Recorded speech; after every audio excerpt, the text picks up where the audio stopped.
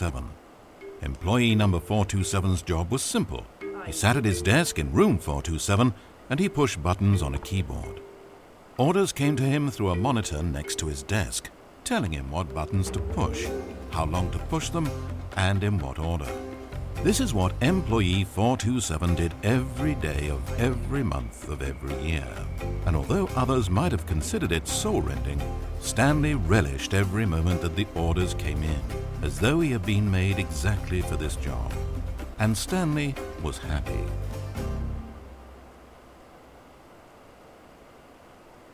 And then one day something very peculiar happened.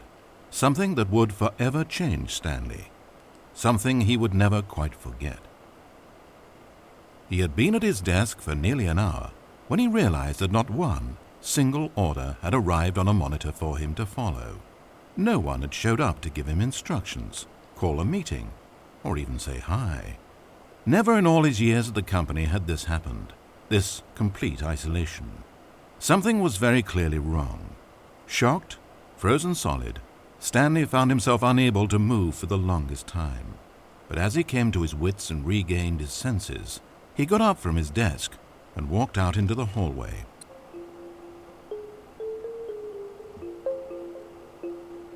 Hi YouTube.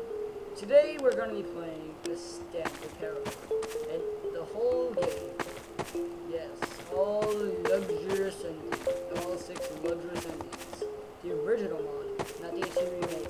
Because I was too stupid and I bought Global Offensive instead of this. God damn it. Anyway, Stanley decided to go to the staff lounge to check on his co-workers. Alright. He never functioned well by himself and constantly needed support and guidance from others. Bullshit. So the thought of total solitude was terrifying to him.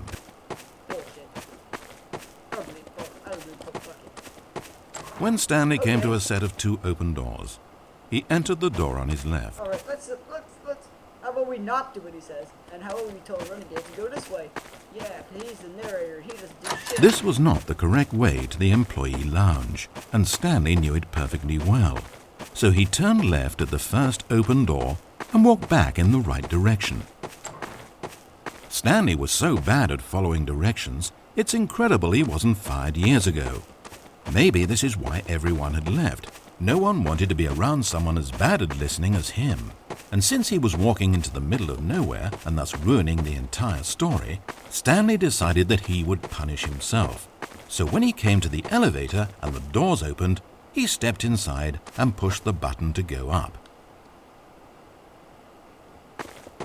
Sorry, I like going down. Too bad. Oh, Stanley. You know, you really aren't going anywhere, and I don't say that deceitfully. I truthfully mean that there isn't a story down here. The story was back up where I told you to go in the first place. Right now, you're just running around looking at empty halls. And frankly, that's perhaps even more infuriating for me. So why don't you throw me a bone, give me a chance, and just let me tell the story I want to tell,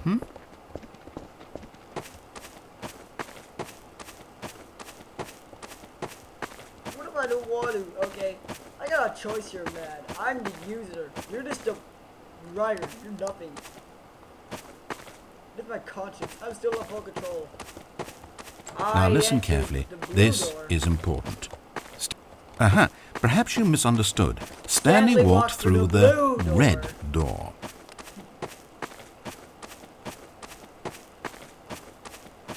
I still don't think we're communicating properly. Stanley? All right, fine. Go ahead, Stanley. You want to know so badly what's out there? You want to find out what lies at the end of this road you've chosen? Well, don't let me stop you. You see? It's nothing. Yeah, it's weird. So no one's even built this section of the map because you were never supposed to be here in the first place. It's just a bunch of skybox and dev wall textures. That's it. Is this what you were looking for? Was it worth ruining the story I'd written out for you? Yes, completely. I put a lot of time into that, and now well, here you are now, just looking at nothing. To think that that's all I needed to make in the first place, just a whole lot of nothing, and you would have been happy. Well, hey, you still need a little something to do, am I right? Here, let me load up another map. See if there's something in here that'll keep you occupied. Here's one. Let's boot this up. We'll see if you like it. Just wait, guys.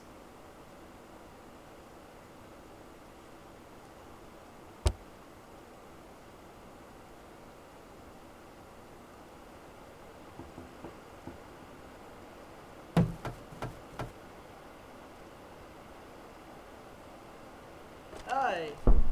Oh, does this recognize anything to you? Well, Stanley, is this any better? I don't know why it would be. This map wasn't even made for you. At least I created a world specifically with you in mind. I wanted to make you a leading man. This one, well, I'm afraid you're on your own there. You're on your own. Cool, Half-Life 2. Where's Gordon and Yevers? Oh, wait. That's right. They're left behind. I'm the only one. Let's throw around a bunch of stuff. Oh, I didn't do shit. What? Oh, fuck it. Let's continue with this stupid narrator story. Fuck it.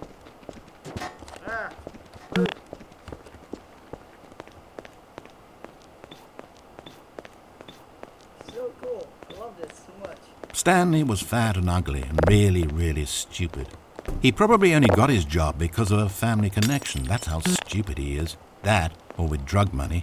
Also, Stanley is addicted to drugs and hookers.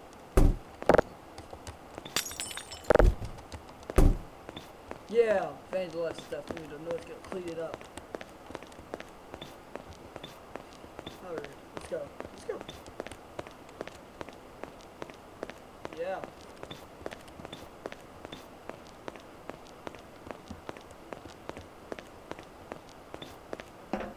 Yeah, believe me, I will do.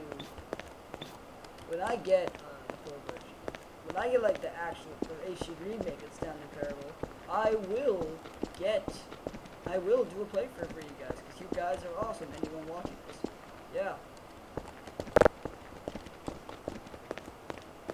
Hold up, Passport. I spent so long talking about you. Why don't we just take a break from that and talk about something else for a change?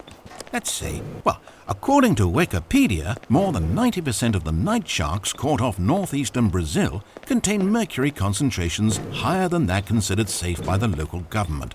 Now, this is fascinating. Don't you want to know more about the night sharks? Oh no, of course not.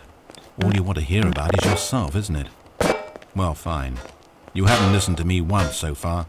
I can't expect you to turn that around now, can I? For stuff in Half-Life.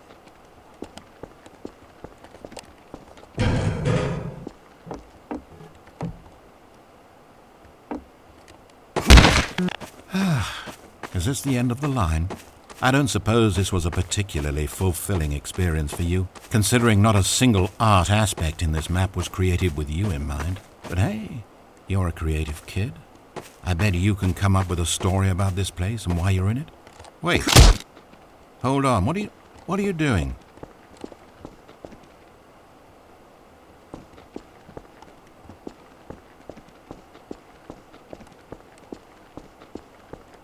Stanley, don't do that. I can't follow you there. I can't help you. Cool. How will you write a story without me? You can't do it, you know that. Stanley, come back.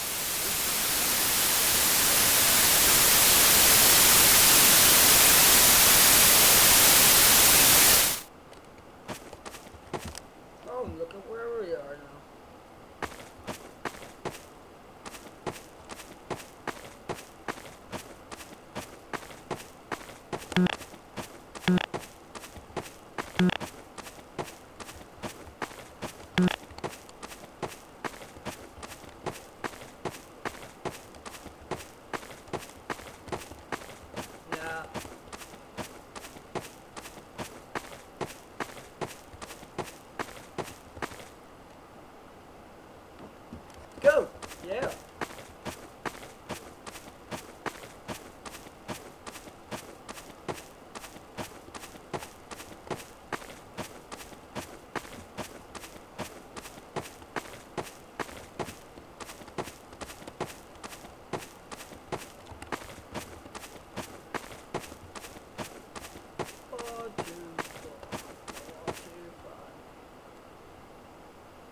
It's sad, I know, but all stories must come to an end. Of course, they say it's the journey that truly matters and not the destination, and I like that idea. To think we might value the paths we walk as much as the places they lead us. Now, I don't know what sort of story you've ciphered out of that world you've made for yourself, but I hope that being the leading man was everything it's cracked up to be. I know it can be a little hard getting around without someone looking over your shoulder, but this is simply the nature of freedom. Besides, I haven't really gone anywhere. Maybe you don't want a guide, but I think I'll always have a place here at the end of every story. I'll step in and wrap things up with a nice piece of dialogue and a reflection on life that makes sense of whatever path you've chosen to walk. Yes, yeah, cool. And for now, I'm happy to be the destination instead of the journey. But only for now.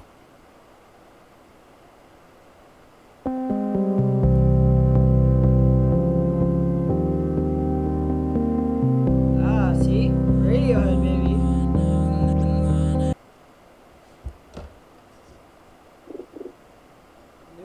Okay.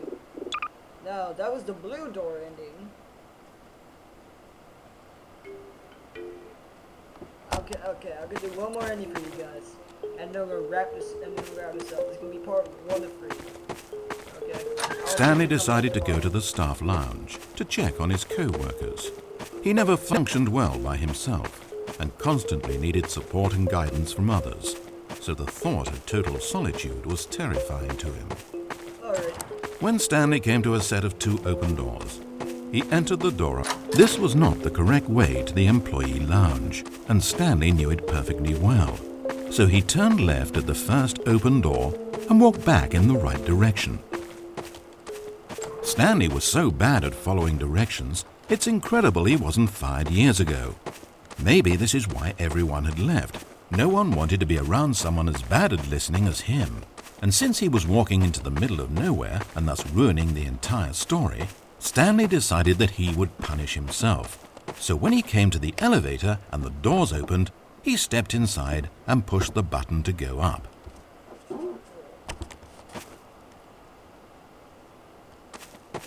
No, I didn't. I chose to go down. Because I'm right here. Democracy. Oh, Stanley. You know, you really aren't going anywhere, and I don't say that deceitfully. I truthfully mean that there isn't a story down here. The story was back up where I told you to go in the first place. Right now, you're just running around looking at empty halls. And frankly, that's perhaps even more infuriating for me. So why don't you throw me a bone, give me a chance, and just let me tell the story I want to tell, So what? Your decisions don't matter anyway. My decisions matter.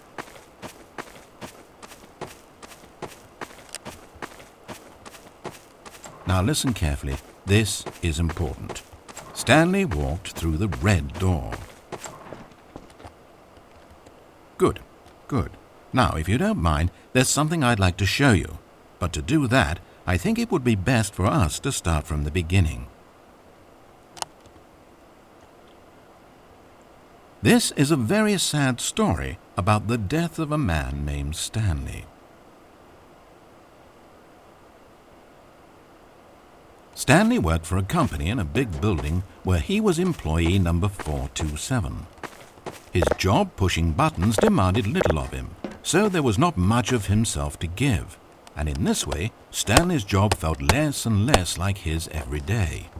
But if buttons need pushing one day, it means they'll need pushing the next and then the next. So without question or judgment, Stanley continued to do what the screen told him. One keystroke flowed into another keystroke, flowed into his ride home, flowed into dinner, flowed into waking up, flowed into going to work, and here he was again. Stanley was typing out a complete sentence that said absolutely nothing at all. If in reality no one ever actually disappeared from the office, and Stanley never got the opportunity to make a decision, to choose which path he wanted to take, would his life still have any meaning? Perhaps when we long for something deeply enough, these hopes and fantasies become so strong in our minds that we truly believe that we're there, controlling that person and living that adventure. to manipulate your own thoughts and emotions might mean freedom from a self-imposed prison. But these delusions can be fatal to those who can't tell the difference. And so, Stanley asked, if that door never opened, if I'll never be able to walk away from those people and from these buttons, is this life still worth experiencing? Am I actually happy? Stanley answered this question by pushing a button. Then he pushed a button, and then he pushed a button. Then he pushed a button. Then he pushed a button.